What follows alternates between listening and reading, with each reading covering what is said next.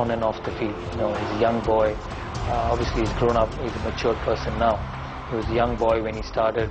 Adulations, money, fame, people talking about Sachin Tendulkar, people saying that he's the best, he will be the greatest ever. I just saw him that all he knew was cricket. Rest, everything didn't matter.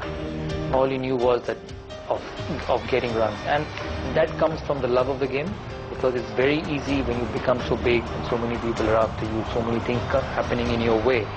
It's very easy to just quietly deviate from the game unknowingly. A lot of things take time, but he just didn't do that. It's just the want to succeed made him different from the others. When we went on that group in England, a lot of these guys actually immediately came and played first-class cricket. Some went to play for India in the later years. And I used to follow everyone. Sachin made his debut, Vinod made his debut, and I got 100 in Bombay against Pakistan in Bombay, and obviously got selected to play for Bengal in the next game. But I think Sachin was already playing for India by then. He had already gone to the tour of Pakistan by then. But obviously he was always a huge influence. You would look up to him and see the runs he scored, the way he scored, and always try to lift your game to match him. He's a great influence to Indian cricket. First time I walked into the dressing room was in Australia in 91-92 with Sachin. He was also young. He just played 2 years of international cricket, and I got to share the room with him. Being young boys, I was 18, he was 17. Got to share the room in Australia. And Australia was always a tougher place to play cricket. And the wickets in Australia then were much quicker than what they are now. And I would see just the way he would get ready for the nets and the way he would bat in the nets.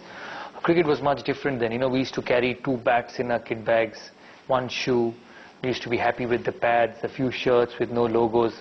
And it's a completely different ball game. The amount of bats that there are in the Indian dressing room, it would actually make the bat manufacturers, feel bad. Jesus, I make so many bats in a year.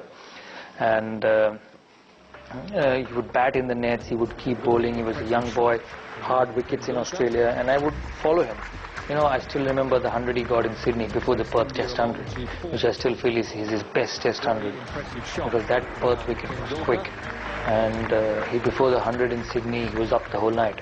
He was up till 1:32 in the morning, walking around the room, having a coke, watching TV, doing shadow with the bat, and I fell off to sleep about 1:32 in the night, with the lights on, because he wasn't sleeping and I didn't want to disturb him before a Test match.